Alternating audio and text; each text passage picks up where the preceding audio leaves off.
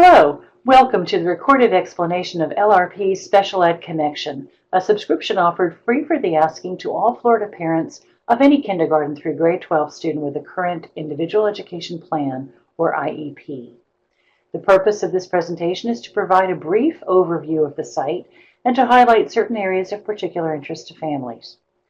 Families desiring to obtain a free subscription may easily do so by entering your first and last name, the year of your child's birth, and your email address at the website or the phone number provided at the end of this presentation.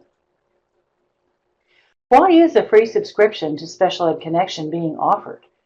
The Bureau of Exceptional Education and Student Services in Florida has adopted this initiative in their continued quest to foster both transparency and quality in educating Florida's exceptional student population via parent involvement.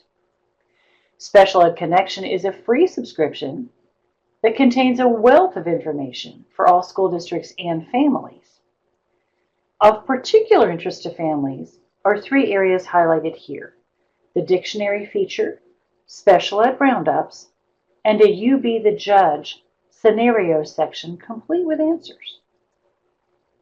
So how does this work? First, you request a username and password through your Fiddler Center. Your Fiddler Center will then forward that information on your behalf to the LRP Corporation. The LRP Corporation will then assign you a username and a password and send that information to you via email. Once you have that information, you will be able to log into the site. So let's take a tour and see what you might see. The first time you go to log into Special Ed Connection, you'll see a login account that looks like this. You'll enter your username, you'll enter your password, and remember that those things are case sensitive, and you'll be able to log in this page, or bookmark this page, so that you'll be able to find it more easily when you return to it in the future. Once you're on the site, it looks like this, and it will always look like this.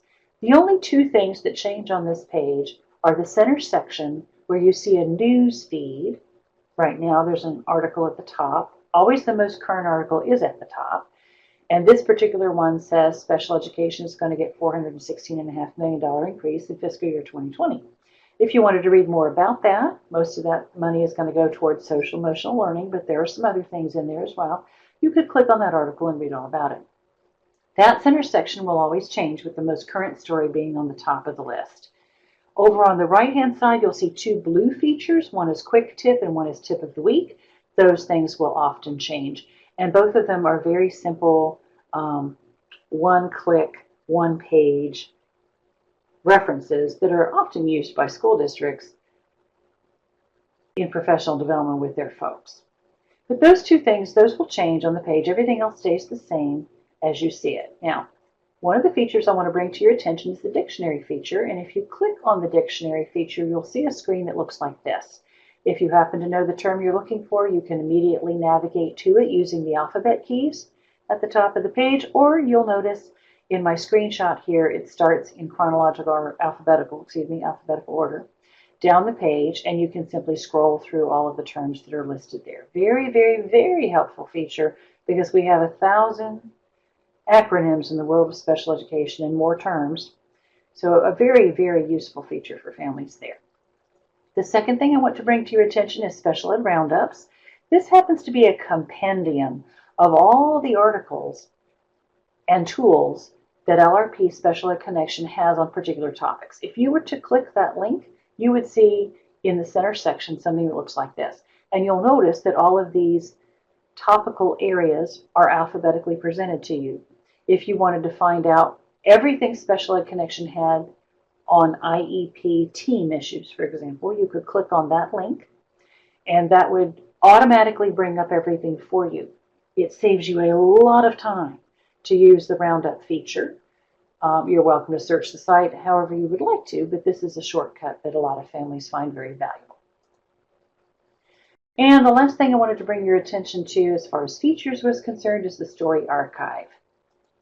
The The story archive, if you were to click on that link, brings you to a screen that looks like this. And you can choose the type of the story that you want to read all about.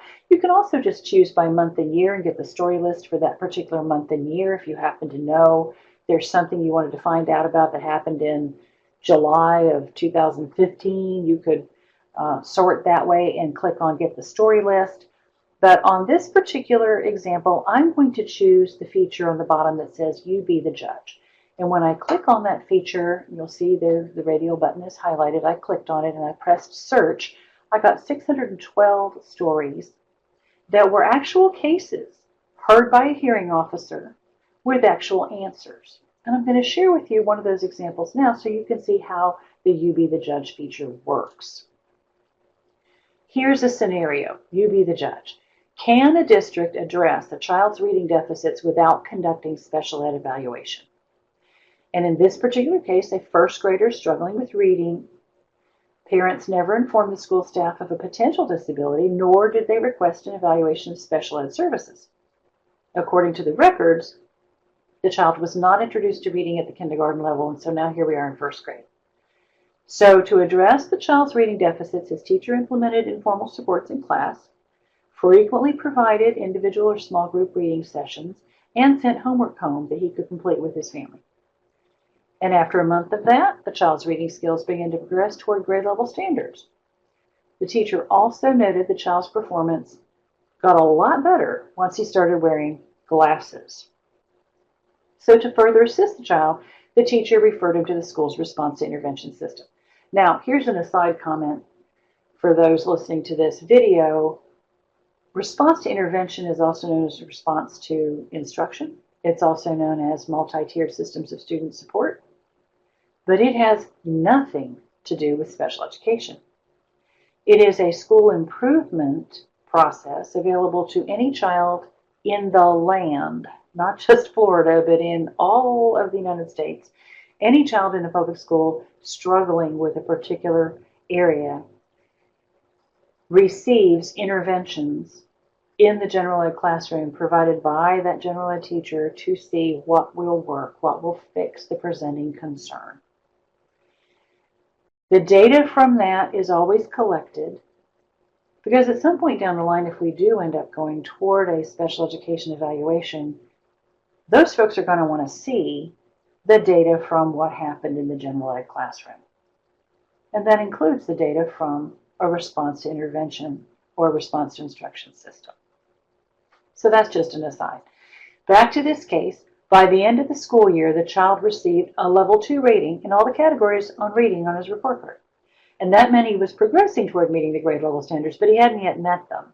So the father subsequently filed a complaint with the Office of Civil Rights alleging that the district violated its child find obligation by failing to promptly evaluate the child after learning of his reading deficits. So it's important for you to know that under Section 504 and Title II, a school district is legally required to locate, identify, and evaluate any child who needs or is believed to need special education or related service due to a disability. So that's the platform on which the father alleged his complaint. So now the question is, did the district have a reason to believe the child needed special ed services due to a disability? And it gives you 3 options there for you to read and decide, how do you think the Office of Civil Rights found on this case? Did you think, no, the child's reading skills improved with informal interventions from the teacher? Or yes, the child's performance only improved with intensive RTI interventions? Or yes, the child continued to perform below grade level at the end of the year? So what do you think? The answer is no. The district did not have reason to believe the child needed special education services due to a disability. He was performing below grade level in reading, but he responded positively to the teacher's interventions. 18 sight words were recognized in the first quarter, but by the third quarter, which is March, the child was recognizing 120 sight words consistently. Moreover, he did not exhibit any medical or behavioral issues that, in addition to his reading deficits, would indicate he had a potential disability. So, the Office of Civil Rights closed the father's complaint, concluding the district did not violate its child find duties. If you happen to think yes, because the child's performance only improved with intensive RTI interventions, that answer is incorrect, and there's an explanation there as to why. If you happen to think yes, because the child was not on grade level at the end of the year, that answer is incorrect, and again, there's an explanation as to why. Very handy feature that you may be interested in. And the last thing I want to bring your attention to is the user's guide feature. It's on the home page, upper right-hand side where the yellow arrow is. You can click on that at any point in time and get all kinds of assistance available online for navigating this site. When you do that, if you scroll way down at the bottom of the page, you'll see a section on video tutorials, and I think that's probably the most user-friendly feature on that page. In my perspective, interactive search gives you a video that shows you all kinds of things that you can do on that page. If you are interested in receiving a subscription to LRP Special Ed Connection and you are the parent of a student receiving ESE services in Escambia, Okaloosa, or Santa Rosa counties, you can go to our website, www.bit.ly/LRP register, and provide your first name, your last name, the year of your child's birth, and your email address. Or you can call us and press 4 to be connected to the Parent Services Message hotline. You can leave that same information on that hotline, as well as request for any other assistance that you would like. Our toll-free number is 1-888-445-9662, or you can dial us locally at 469-5423. Under either method, either phone number, you just press 4 to be connected to the Parent Services Message hotline. If you are a parent of a student receiving ESE services, but you are not in Escambia, Okaloosa, or Santa Rosa counties, you are a Florida family, you may obtain a free subscription through your local Fiddler Center, and you find them at fiddlers.org. Within about 2 weeks, you'll receive the login information directly from LRP. If you're an educator listening to this broadcast, you're welcome to contact the ESE director in your school district for access. Access to LRP Special Ed Connection in Florida is only available through Fiddler Centers for families. Thank you so much for your attention. Please evaluate the value of this information at bit.ly/LRP PAR eval. We would appreciate that and look forward to being of assistance to you.